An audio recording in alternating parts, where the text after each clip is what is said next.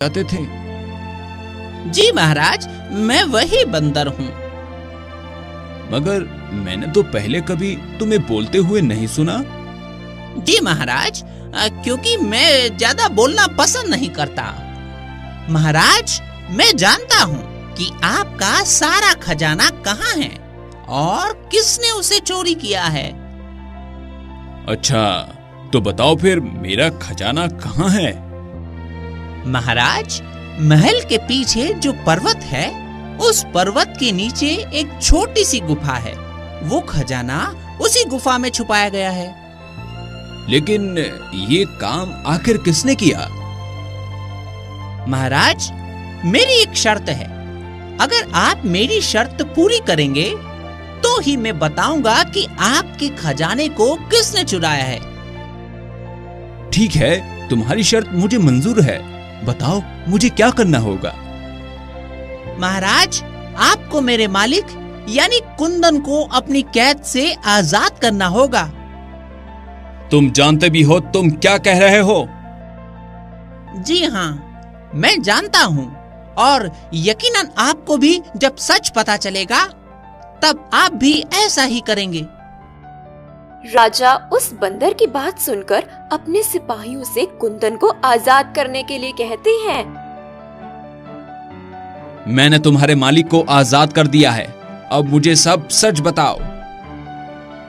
जैसा कि मैंने आपको बताया, आपका खजाना उस पर्वत के नीचे है और उसे चुराने वाला और कोई नहीं, आपके मंत्री जी हैं। महाराज, ये बंदर झूठ बोल रहा है। भला मैं आपका खजाना क्यों चुराऊंगा? इतने सालों में क्या कभी मैंने आपसे कोई बेईमानी की है?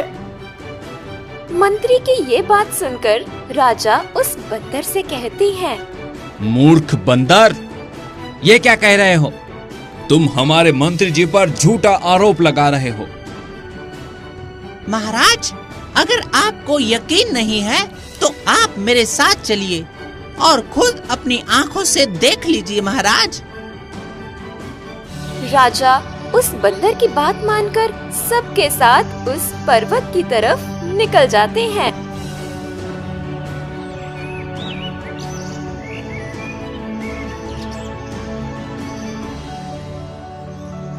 छोटा बंदर सबको उस पर्वत के नीचे बनी गुफा में ले जाता है और वहाँ पर छुपा सारा खजाना राजा को दिखाता है।